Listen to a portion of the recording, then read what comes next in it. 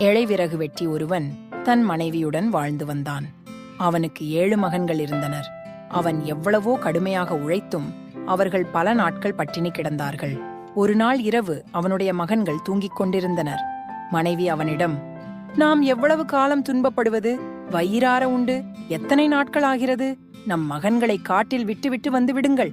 இருப்பதைக் கொண்டு நாம் மகிழ்ச்சியாக வாழலாம் என்றாள். நீ சொன்னபடியே செய்கிறேன். நாளை அவர்களுக்கு உணவு சமைத்து வை என்றான் அவன். கடைசி மகனான குள்ளன் அவர்கள் பேசுவதை கேட்டுக்கொண்டிருந்தான். விடிகாலையில் எல்லோருக்கும் முன் எழுந்தான் அவன். ஆற்றங்கரைக்குச் சென்று அங்கிருந்த சிறு சிறு கூழாங்கற்களை எடுத்தான். சட்டை பை நிறைய அவற்றை போட்டுக் கொண்டான். வீடு திரும்பினான் அவன். தாயும் தந்தையும் அண்ணன்களும் அவனுக்காக காத்திருந்தனர். ஏன் இவ்வளவு நேரம்? அம்மாவிடம் உன் பங்கு அடையை வாங்கிக்கொள். காட்டில் சாப்பிடலாம். இன்று நாம் எல்லோரும் விறகு வெட்டச் செல்கிறோம் என்றான் விறகு வெட்டி. எல்லோரும் மகிழ்ச்சியுடன் புறப்பட்டார்கள். கடைசியாகச் சென்றான் குள்ளன். தன் பையிலிருந்த கூழாங்கல்லை வழி எங்கும் போட்டுக்கொண்டே வந்தான். நீண்ட தூரம் நடந்து காட்டின் நடுப்பகுதிக்கு வந்தார்கள். இனி என்ன முயன்றாலும் தன் மகன்களால் வீட்டை அடைய முடியாது. அவர்களை ஏமாற்றிவிட்டு புறப்பட வேண்டும் என்று நினைத்தான் அவன். நீங்கள் விளையாடிக் கொண்டிருங்கள். நான் சிறிது தூரம் சென்று நல்ல மரமாக பார்த்து வெட்டுகிறேன். இருட்டியதும் வீட்டிற்கு புறப்படலாம் என்றான் அவன். அவர்களும் மகிழ்ச்சியாக விளையாடத் தொடங்கினார்கள். அருகில் இருந்த மரத்தில் ஒரு கட்டையை தொங்கவிட்டான் அவன். காற்று அடிக்கும் போதெல்லாம் மரத்தில் அது மோதியது. விறகு வெட்டுவது போல ஓசை கேட்டது. மகன்களுக்குத் தெரியாமல் வீடு வந்து சேர்ந்தான் அவன். அவர்கள் நீண்ட நேரம் விளையாடிக் கொண்டிருந்தார்கள். இருட்டத் தொடங்கியது. தந்தையை அழைத்துக் கொண்டு வீட்டிற்குச் செல்வோம் என்றான் மூத்தவன். எல்லோரும் விறகு வெட்டும் ஓசை கேட்ட இடத்திற்கு வந்தனர். ஐயோ, அப்பாவை காணோமே. இந்த காட்டிலிருந்து எப்படி வீட்டுக்குச் செல்வது? கொடிய விலங்குகள் நம்மை கொன்றுவிடுமே. என்ன செய்வது என்று அலறினான் இரண்டாமவன். கவலைப்படாதீர்கள். இன்னும் சிறிது நேரத்தில் நிலவு வெளிச்சம் தெரியும். அதன் பிறகு நான் வழிகாட்டுகிறேன். நாம் அனைவரும் வீட்டை அடையலாம் என்று ஆறுதல் சொன்னான் குள்ளன். நிலவு வெளிச்சம் பட்டப்பகல் போல காய்ந்தது. வழி எங்கும் போட்டு வந்த கூழாங்கல்லை அடையாளமாக கொண்டு நடந்தான் குள்ளன். எல்லோரும் பின்தொடர்ந்தார்கள். வீட்டில் தன் மனைவியிடம், நம் குழந்தைகள் காட்டில் எப்படி தவிப்பார்களோ என்றான் அவன். எனக்கு மட்டும் வருத்தமில்லையா? நம் கண் எதிரில் ஏன் அவர்கள் துன்பப்பட வேண்டும்? அதனால்தான் அவர்களை காட்டில் விட்டுவிட்டு வரச் சொன்னேன். அவர்கள் எங்காவது நலமாக இருக்கட்டும். நான் உணவு சமைக்கிறேன். இருவரும் சாப்பிடலாம் என்றாள் அவள். நள்ளிரவு நேரம் இருவரும் சாப்பிட அமர்ந்தனர். கதவு தட்டும் ஓசை கேட்டது. இந்த நேரத்தில் யார்? கதவை திற என்றான் அவன். கதவை திறந்தாள் அவள். தன் மகன்களைக் கண்டு அவளுக்கு மகிழ்ச்சி தாங்கவில்லை. சமைத்து வைத்திருந்த உணவை அவர்களுக்கு பரிமாறினாள். சாப்பாடு முடிந்தது. நடந்து வந்த களைப்பால் அவர்கள் தூங்கத் தொடங்கினார்கள். விறகு வெட்டிக்கும் அவன் மனைவிக்கும் சாப்பிட உணவில்லை. நம் மகன்கள் வந்துவிட்டார்களே, இப்பொழுது என்ன செய்வது என்று கேட்டான் அவன். நிலவு வெளிச்சத்தில் வழி கண்டுபிடித்து வந்துவிட்டார்கள். அமாவாசையன்று மீண்டும் அவர்களை அழைத்துச் செல்லுங்கள். இன்னும் அதிக தூரம் சென்று விட்டுவிட்டு வாருங்கள். அவர்களால் திரும்ப முடியாது என்றாள் அவள். அமாவாசை வந்தது. விடிகாலையில் தன் மகன்களை எழுப்பினாள் அவள். காட்டிற்கு விறகு வெட்டச் செல்லும் அப்பாவுடன் நீங்களும் செல்லுங்கள். மதிய உணவிற்காக ஆளுக்கு 2 அடை சுட்டு வைத்து இருக்கிறேன் என்றாள் அவள். குள்ளனுக்கு என்ன நடக்கப் போகிறது என்பது புரிந்தது. கூழாங்கல்லை பொறுக்கி வர நேரமில்லை. என்ன செய்வது என்று குழம்பினான் அவன். நேரமாகிவிட்டது, புறப்படுங்கள் என்று அவசரப்படுத்தினான் விறகு வெட்டி. அவர்களுடன் கடைசியாகச் சென்றான் குள்ளன். தன் கையில் இருந்த அடையை சிறு சிறு துண்டுகளாக்கினான். வழியெங்கும் அதை போட்டுக்கொண்டே வந்தான். அவன் போட்டு வந்த அடைகளை குருவிகளும் எறும்புகளும் சாப்பிட்டு விட்டன. விறகு வெட்டி அவர்களை வழக்கம் போல விளையாடச் சொன்னான்.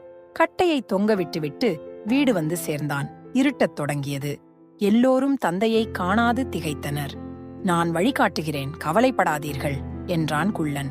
வழி தெரியாமல் அவன் அங்கும் இங்கும் அலைந்தான். பக்கத்தில் இருந்த பெரிய மரத்தின் மேல் ஏறினான்.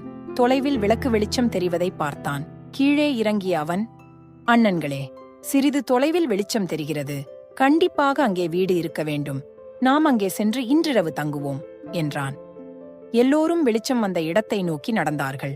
அவர்கள் கண்களுக்கு பெரிய வீடு தெரிந்தது. அது ஒரு அரக்கனின் வீடு. அரக்கனும் அவனுடைய 7 மகன்களும் வெளியே சென்றிருந்தார்கள். அரக்கனின் தாய் மட்டும் அப்பொழுது வீட்டில் இருந்தாள். குள்ளன் கதவை தட்டினான். அரக்கி கதவை திறந்தாள். 7 சிறுவர்களை பார்த்ததும் அவள் நாக்கில் எச்சில் ஊறியது. பாட்டி, இந்த காட்டில் நாங்கள் வழி தவறிவிட்டோம். இன்றிரவு மட்டும் இங்கே தங்கிச் செல்கிறோம் என்றான் குள்ளன். இங்கே நீங்கள் மகிழ்ச்சியாக தங்கலாம். இன்னும் சிறிது நேரத்தில் என் மகனும் 7 பேரனும் வந்து விடுவார்கள். உங்களை பார்த்தால் அவர்கள் மகிழ்ச்சி அடைவார்கள். நீங்கள் களைப்பாக இருக்கிறீர்கள். அந்த அறை என் பேரன்கள் தூங்கும் அறை.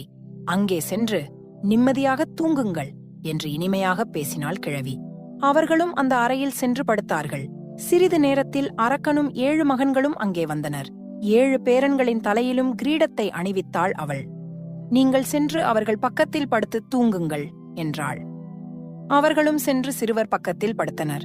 தன் மகனை பார்த்து கிழவி, இன்று நமக்கு நல்ல வேட்டை. 7 சிறுவர்கள் வழி தவறி இங்கே வந்திருக்கிறார்கள். அவர்களை ஏமாற்றி நம் பேரன்கள் தங்கும் அறையில் தூங்க வைத்திருக்கிறேன். பெரிய அண்டாவில் கறி குழம்பு வைக்கிறேன். குழம்பு கொதி வந்ததும் நீ அந்த 7 பேரையும் தூக்கி வந்து அதில் போடு. அவர்கள் நன்றாக வெந்ததும் நாம் வயிறார உண்போம். மீதி உள்ளதை பொழுது விடிந்ததும் பேரன்கள் சாப்பிடட்டும் என்றாள். அம்மா, எனக்கு பசி உயிர் போகிறது. சீக்கிரம் அண்டாவை அடுப்பில் வை. அந்த அறையில் என் மகன்களும் படுத்திருக்கிறார்களே. இருட்டில் எப்படி அந்த சிறுவர்களை மட்டும் தூக்கி வருவது? விழித்துக் கொண்டால் தப்பி விடுவார்களே என்று கேட்டான் அரக்கன். நீ எளிதாக அடையாளம் கண்டுபிடிக்க வேண்டும். அதற்காகத்தான் என் பேரன்களின் தலையில் மட்டும் கிரீடம் அணிந்து உள்ளேன் என்றாள் அவள். குள்ளனுக்கு திடீரென்று விழிப்பு வந்தது. கிழவியின் 7 பேரன்களும் தலையில் கிரீடத்துடன் படுத்திருப்பது அவனுக்கு தெரிந்தது. ஏன் இவர்கள் கிரீடத்துடன் தூங்க வேண்டும்? ஏதோ சூழ்ச்சி நடக்கிறது என்பதை புரிந்து கொண்டான் அவன். அவர்கள் தலையிலிருந்த கிரீடத்தை எடுத்தான். தன் அண்ணன்களின் தலையில் அவற்றை அணிவித்தான். தன் தலையிலும் கிரீடத்தை அணிந்து கொண்டான். என்ன நடக்கிறது என்பதை விழித்திருந்து பார்த்தான். சிறிது நேரத்தில் அரக்கன் உள்ளே நுழைந்தான். கிரீடம் அணிந்திராத சிறுவர்களை ஒவ்வொருவராக தூக்கிச் சென்றான். கொதிக்கும் குழம்பில் அவர்களை போட்டான். நடந்ததை பார்த்த குள்ளன் திகைத்தான். தன் அண்ணன்களை மெதுவாக எழுப்பிய அவன், அரக்கனின் வீட்டில் சிக்கிக் கொண்டோம். உடனே தப்பிச் செல்ல வேண்டும். இல்லாவிட்டால் நம்மை கொன்று விடுவார்கள் என்றான். இதைக் கேட்டு எல்லோரும் பயந்தனர். அங்கிருந்து ஓட்டம் பிடித்தனர். சமைத்த கறியை அரக்கனும் கிழவியும் சுவைத்துச் சாப்பிட்டார்கள். பிறகு இருவரும் குரட்டை விட்டு தூங்கத் தொடங்கினார்கள். பொழுது விடிந்தது. அரக்கனை எழுப்பினாள் கிழவி. என் பேரன்களை அழைத்து வா, அவர்களும் மகிழ்ச்சியாக சாப்பிடட்டும் என்றாள். அறைக்குள் நுழைந்த அவன், அம்மா, இங்கு யாருமே இல்லையே என்று அலறினான். அங்கு வந்த அவளுக்கு உண்மை புரிந்தது. ஐயோ, அந்த சிறுவர்கள் நம்மை ஏமாற்றி விட்டார்கள். நம் குழந்தைகளை கொன்று நாமே தின்றிருக்கிறோம் என்று வாயிலும் வயிற்றிலும் அடித்துக்கொண்டு அழுதாள். கொதிக்கும் குழும்பில் என் குழந்தைகளையா போட்டேன்? அவர்களையா சாப்பிட்டேன்? என்ன கொடுமை இது! இனி நான் என்ன செய்வேன் என்று சுவரில் மோதிக்கொண்டு அழுதான் அவன். இருவரும் நீண்ட நேரம் அழுதார்கள். ஒருவாறு மனம் தேறிய அரக்கன், என் குழந்தைகளை கொன்றவர்கள் அந்த சிறுவர்கள்தான். என்னிடமிருந்து அவர்கள் தப்ப முடியாது. எங்கு இருந்தாலும் அவர்களை தேடி கண்டுபிடிப்பேன். கொன்று தின்று பழி தீர்ப்பேன் என்று கோபத்தில் பற்களை நரநாரவென்று கடித்தான். என் மந்திரச் செருப்பை கொண்டு வா என்று கத்தினான் அவன். கிழவியும் செருப்பை கொண்டு வந்தாள். அதை போட்டுக்கொண்டு புறப்பட்டான் அவன். அரக்கன் தேடி வருவான். நம்மை பிடித்தால் கொன்று விடுவான். வேகமாக ஓடுவோம் என்றான் குள்ளன். எல்லோரும் நீண்ட தூரம் வந்தனர்.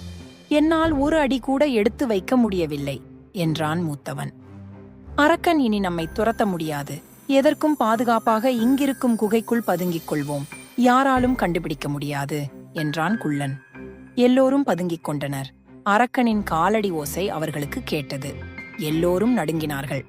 அங்கு வந்த அரக்கன் எல்லா திசைகளிலும் பார்த்தான். அவர்கள் பதுங்கி இருப்பது அவன் கண்களுக்கு தெரியவில்லை. ஏ மந்திரச் செருப்பே, இங்குதான் அவர்கள் இருப்பார்கள் என்று என்னை அழைத்து வந்தாயே, இங்கு அவர்களை காணோமே, நீயும் என்னை ஏமாற்றுகிறாயா என்று சொல்லிவிட்டு அங்கேயே படுத்தான். களைப்படைந்த அவன் குரட்டை விட்டு தூங்கத் தொடங்கினான். இதை பார்த்த குள்ளன், அரக்கன் தூங்குகிறான், அவ்வளவு சீக்கிரம் எழுந்திருக்க மாட்டான். நீங்கள் சத்தம் போடாமல் இங்கேயே இருங்கள். மனதிரச் செருப்பை அணிந்து நான் அரக்கன் வீட்டிற்குச் செல்கிறேன். அங்கிருந்து ஏராளமான பொருள் கொண்டு வருகிறேன். பிறகு நாம் அனைவரும் நம் வீட்டிற்குச் செல்வோம் என்றான். எல்லோரும், எங்களை காப்பாற்ற வேண்டியது உன் பொறுப்பு. நீ என்ன நினைக்கிறாயோ அப்படியே செய் என்றார்கள். வெளியே வந்தான் குள்ளன். அரக்கனின் காலில் இருந்த செருப்பை கழற்றினான். அவற்றை தன் காலில் அணிந்து கொண்டான். ஏ மந்திரச் செருப்பே, நான் அரக்கனின் வீட்டை அடைய வேண்டும் என்று சொல்லிவிட்டு நடந்தான். மந்திரச் செருப்பு அவனை அரக்கனின் வீட்டின் முன் நிறுத்தியது. பாட்டி, கதவை திற, உன் மகனுக்கு ஆபத்து என்று கத்தினான் அவன். கதவை திறந்த கிழவி, என் மகனுக்கு என்ன என்று கேட்டாள். உன் மகன் கொடிய திருடர்களிடம் சிக்கிக் கொண்டான். அவர்கள் அவனை கட்டி வைத்து துன்புறுத்துகிறார்கள். நிறைய பொருள் கொடுத்தால் உன் மகன் உயிர் பிழைப்பான். இல்லையேல் அவர்கள் அவனை கொன்று விடுவார்கள். மந்திரச் செருப்பை அடையாளத்திற்கு என்னிடம் தந்தான். இதை காட்டினால் என் தாய் நிறைய பொருள் தருவார். வாங்கிக் கொண்டு ஓடிவா, அப்பொழுதுதான் நான் உயிர் பிழைப்பேன் என்று என்னை அனுப்பினார் என்று பரபரப்புடன் சொன்னான் அவன். ஐயோ மகனே, உனக்கு ஆபத்தா? உன்னை விட எனக்கு பொருளா பெரிது என்று அலறினாள் அவள். பெரிய சாக்கு பையில் பொற்காசுகளை நிரப்பி அவனிடம் தந்தாள். அந்த பையை வாங்கிய அவன், இனி கவலைப்பட வேண்டாம், உங்கள் மகன் கண்டிப்பாக வந்து சேருவார் என்று சொல்லிவிட்டு புறப்பட்டான். மந்திரச் செருப்பின் உதவியால் அண்ணன்கள் இருந்த இடத்தை அடைந்தான் அவன். அரக்கன் குரட்டை விட்டு தூங்கிக் கொண்டிருந்தான். இனி இந்த அரக்கனால் நம்மை ஒன்றும் செய்ய முடியாது. மந்திரச் செருப்பை இழந்து விட்டான். அவன் தேடி வைத்த செல்வத்தையும் கொண்டு வந்து விட்டேன். எல்லோரும் என்னை இறுக பிடித்துக் கொள்ளுங்கள் என்றான் குள்ளன். அண்ணன்கள் எல்லோரும் குள்ளனை நன்றாக பிடித்துக் கொண்டார்கள். மந்திரச் செருப்பே, நாங்கள் எங்கள் வீட்டை அடைய வேண்டும் என்றான் அவன். சிறிது நேரத்தில் எல்லோரும் வீட்டை அடைந்தார்கள். அவர்கள் தந்தையும் தாயும், மகன்களே, காட்டில் என்ன பாடுபடுகிறீர்களோ, வறுமையினால்தான் இந்த கொடுமையை செய்துவிட்டோம் என்று அழுது புலம்பிக் கொண்டிருந்தார்கள். கதவு தட்டும் ஓசை கேட்டு அவர்கள் கதவை திறந்தார்கள். 7 மகன்களும் நிற்பதைக் கண்டு அவர்களை கட்டித் தழுவிக் கொண்டார்கள். அம்மா, இனி நமக்கு வறுமையே இல்லை. பல தலைமுறைக்கு தேவையான பொற்காசுகளுடன் வந்திருக்கிறோம் என்றான் குள்ளன். சாக்கை பிரித்தான் விறகு வெட்டி. அதற்குள் ஏராளமான பொற்காசுகள் மின்னின. எதிர்பாராமல் கிடைத்த இந்த நல்வாழ்வை எண்ணி எல்லோரும் மகிழ்ந்தார்கள். தூக்கம் கலைந்து எழுந்தான் அரக்கன். தன் காலில் மந்திரச் செருப்பு இல்லாததைக் கண்டு திடுக்கிட்டான். எப்படியோ துன்பப்பட்டு தன் வீட்டை அடைந்தான் அவன். வாசலிலேயே காத்திருந்த அவன் தாய், மகனே, உன்னை விட்டுவிட்டார்களா? நாம் சேர்த்து வைத்த பொற்காசுகளை அப்படியே கொடுத்து அனுப்பினேன் என்றாள். என்னம்மா சொல்கிறாய்? நாம் சேர்த்து வைத்த பொற்காசுகள் போய்விட்டனவா? என்ன நடந்தது என்று அதிர்ச்சியுடன் கேட்டான் அவன். நடந்ததையெல்லாம் சொன்னாள் அவள். அம்மா, அந்தச் சிறுவர்கள் நம்மை நன்றாக ஏமாற்றி விட்டார்கள். நாமே நம் அருமை குழந்தைகளை கொன்று விட்டோம். என் மந்திரச் செருப்பை இழந்து விட்டேன். சேர்த்து வைத்த பொற்காசுகளும் போய்விட்டன. என்ன செய்வது என்று அழுது கொண்டே கேட்டான் அவன். மகனே, ஒரே ஒரு நாள் அவர்கள் இங்கே இருந்தார்கள். நமக்கு எவ்வளவு இழப்பு ஏற்பட்டுவிட்டது. இனி அவர்கள் வழிக்கே போகாமல் இருப்பது நமக்கு நல்லது என்று அறிவுரை சொன்னாள் அவள். நீ சொன்னபடியே நடக்கிறேன் என்றான் அவன். பிறகென்ன? விறகு வெட்டி தன் குடும்பத்துடன் மகிழ்ச்சியாக வாழ்ந்து வந்தான். நன்றி.